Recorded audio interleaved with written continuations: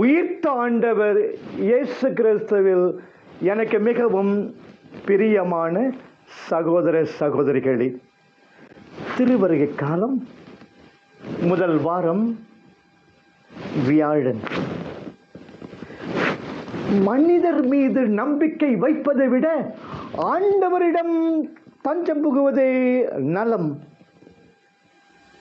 இயேசுவே ஆண்டவர், இயேசுவே மீட்பர், இயேசுவே உயிரளிப்பவர், இயேசுவே நலம் தருபவர். உயர்குடியினர் மீது நம்பிக்கை வைப்பதை விட ஆண்டவரிடம் தஞ்சம் புகுவதே நலம். திருப்பாடல் 118:8-9 என்னும் கருத்தை அடிப்படையாக கொண்டு எழுதப்பட்ட வெற்றி பாடல் இது. திருவருகை காலத்தில் இயேசுவின் பால் ஆழ்ந்த நம்பிக்கை வைத்து நம் வாழ்க்கையை அமைக்க இப்பாடல் நம்மை அழைக்கிறது.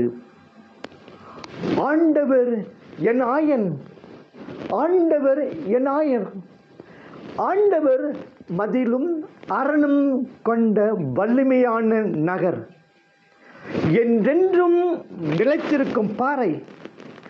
இந்த கருத்து திருப்பாடல்களில் பரவி விரவி வருகிறது. ஆண்டவர் ஒருவரே எனக்கு மீட்பும் அரணும் அடைக்கலமுமாய் இருக்கிறார், என்னாலும் நான் அசைவுறேன். திருப்பாடல் 62:2. ஆண்டவரே, நீரே என் கற்பாறை, நீரே என் அரண், நீரே என் மீட்பர், நீரே என் அடைக்கலம், நான் அடைக்கலம் புகுவதற்கு ஏற்ற கோட்டை. திருப்பாடல் 18:2. வான்படைகளின் ஆண்டவர் நம்மோடு இருக்கிறார், யாக்கோப்பின் இறைவன் நமக்கு அரணாயுள்ளார். திருப்பாடல் 46:7 என்று உயிரற்ற படைப்புகள் வழி இஸ்ராயலரின் நம்பிக்கையை தாண்டி வளர்க்கும் திருப்பாடல் ஆசிரியர், என் ஆயன் ஆண்டவர் எனக்கென்ன குறைவு, என் ஆயன் ஆண்டவர் எனக்கென்ன குறைவு, திருப்பாடல் 23:1 என்று கூறி உயிரும் அறிவும் உள்ள படைப்புகள் வழியும் இதே கருத்தை வலியுறுத்தியுள்ளார். இஸ்ராயேலே, ஆண்டவரிடம் நம்பிக்கை வை, இன்றும் என்றும் அவரை நம்பு.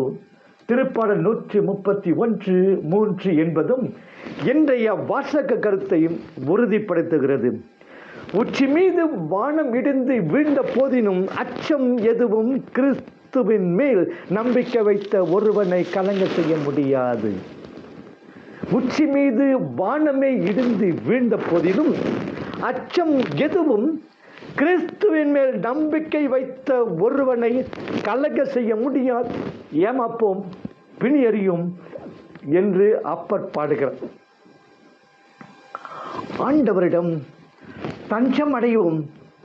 தம்மீது நம்பிக்கை கொண்டவர்களை பாதுகாத்து பேணும் ஆண்டவர் தம்மீது நம்பிக்கை வைத்து தம்மீது நம்பிக்கை கொண்டவர்களை பாதுகாத்து பேணும் ஆண்டவர் நம்பிக்கையற்ற மக்களை அழித்து விடுவார். அவர்கள் பணம் படைத்தவர்களாக இருக்கலாம், பதவி அதிகாரம் ஆட்சியுடையவர்களாக இருக்கலாம், படிப்பில் புகழின் உச்சியை அடைந்தவர்களாக ஒருவேளை இருக்கலாம். இவர்கள் அனைவரும் இறைவனுக்கு முன் சிறு மூச்சு, வெறும் மாயையே. எல்லோரும் சேர்ந்தாலும் ஒரு நீர் குமிழியை லேசானவர்களை, எல்லோரும் சேர்ந்தாலும் ஒரு நீர் குமிழியை விட லேசானவர்களே. திருப்பாடல் 62:9. ஆண்டவரின் மேல் ஆழ்ந்த நம்பிக்கை வைக்காத எவரும், ஆழ்ந்த நம்பிக்கை வைக்காத எவரும் காற்றோடு காற்றாய் பறக்கும் பதர் போன்றவர்கள். திருப்பாடல் 1:4 எனலாம்.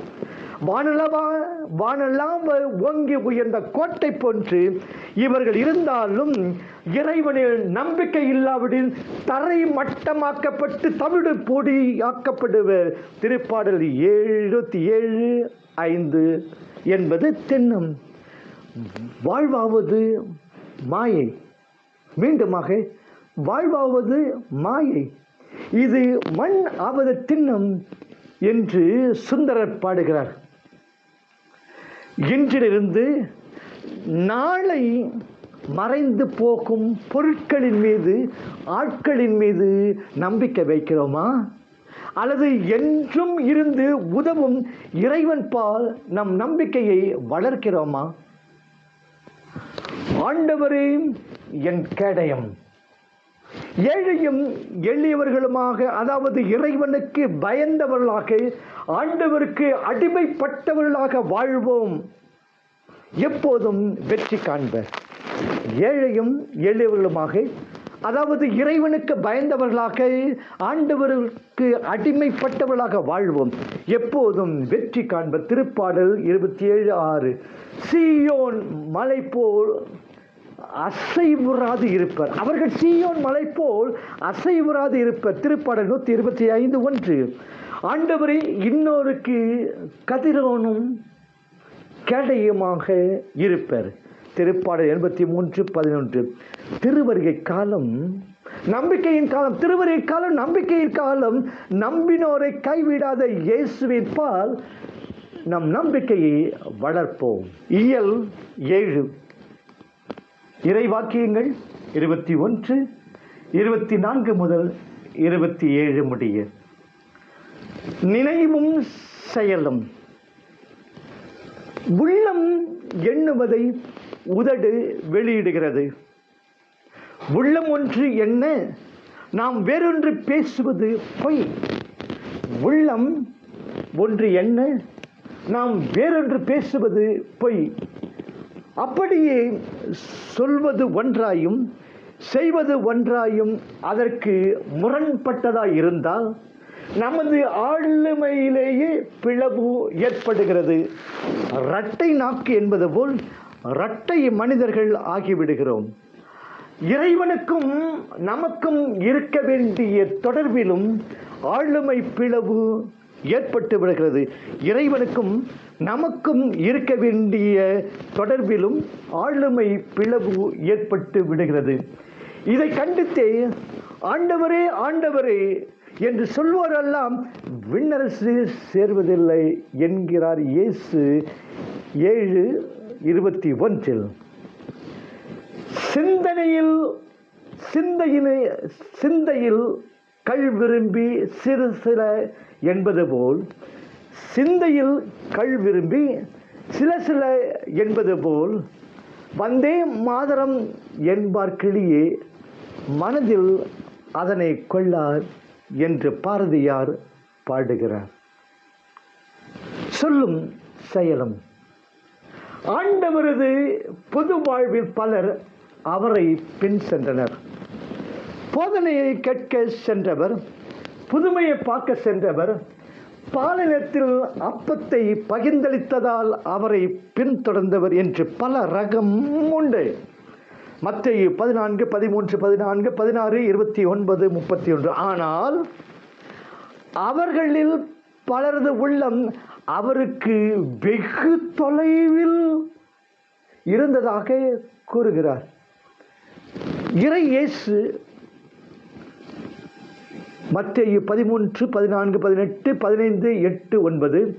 ஒரு சிலர் மட்டுமே என்னை பின் செல், மத்தேயு 4, 18, 22 என்ற குரல் கேட்டு அவரை பின்பற்றி அவரது விருப்பத்தின்படி நடந்தவர்கள், அவரது விருப்பத்தின்படி நடந்தார்கள். 7:21. நமது உள்ளம் இறைவனது உள்ளத்துடன் ஒன்றுபடுவதை விட இறைவனின் திருவிழப்படி நடப்பது என்கிறோம். நமது உள்ளம் இறைவனது உள்ளத்துடன் ஒன்றுபடுவதை இறைவனின் திருவுளப்படி நடப்பது என்கிறோம். மத்தேயு 6:10. கடவுள் நமது உள்ளத்தை ஊடுருவி பார்க்கிறார். திருப்பாடல் 139:2. உதட்டளவில் உறவு கொள்பவர், வெளி ஆச்சாரங்களில் ஈடுபடுபவர் போன்றவர்கள் வெறும் போலி சீடர்கள். இறைவனது விருப்பம், அவரது செயல் திட்டம், அவரது கட்டளைப்படி சிறப்பாக மலைப்பொழிவில் மத்தேயு 1:7-25 காணப்படுகிறது. அன்றாடம் வாசிக்கும் விவிலிய வார்த்தைகளில் புதைந்து கிடைக்கிறது. அவற்றை அறிந்து அதன்படி நடப்பவர்களே மீட்பு பெறுவான்.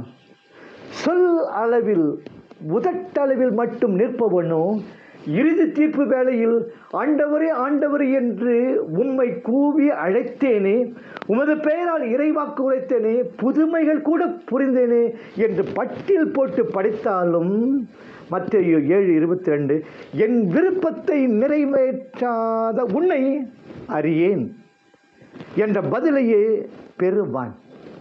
என்னை பொறுத்த அளவில் இறைவனது திருவுளத்தை அறிந்து அதன்படி நடக்கிறேனா? செயலே நிலைத்து நிற்கும். வானகத்தில் உள்ள என் தந்தையின் விருப்பப்படி நடப்பவன் பாறை மீது கட்டப்பட்ட வீட்டிற்கு ஒப்பாவான்.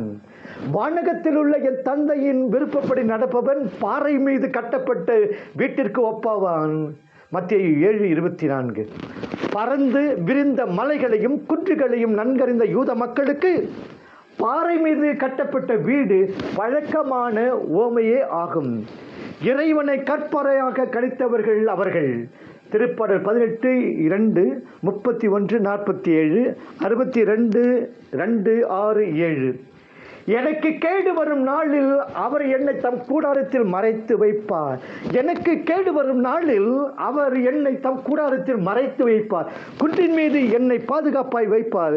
திருப்பாடல் 27:5 என்பது இஸ்ராயல் மக்களின் அசைக்க முடியாத நங்கூர நம்பிக்கை. இந்த அடித்தளம் இயேசு கிறிஸ்துவே. வேறொரு அடித்தளத்தை இட எவராலும் முடியாது. வேறொரு அடித்தளத்தை இட எவராலும் முடியாது என்பதும் 1 கொரிந்தியர் 3:11 என்றும் கிறிஸ்து இஸ்ராயலின் அரணாய் இருந்தார் என்பதும் 1 கொரிந்தியர் 10:4 புனித பவுலடியாரின் போதனை. கிறிஸ்து என்னும் பாறையிலே நமது கனவுகள் கட்டப்படுகின்றனவா? கிறிஸ்து என்னும் பாறை நமது அயர்வுகளில் அடைக்கலமாக அமைகிறதா? இறைவனின்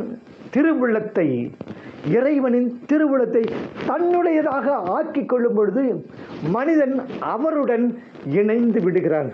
எனவே அவரையே அரணாக கற்பாறையாக கொண்டு தன் வாழ்வை வலுப்படுத்துகிறான்.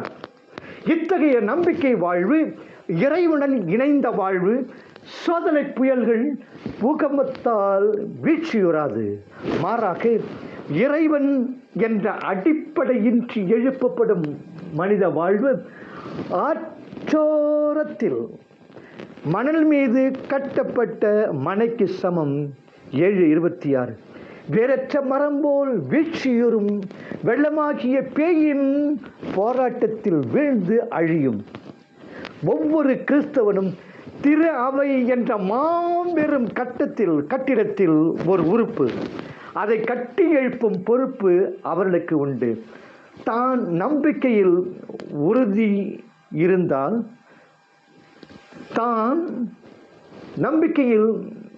இருந்தால் மற்றவர்களை திடப்படுத்த முடியும்.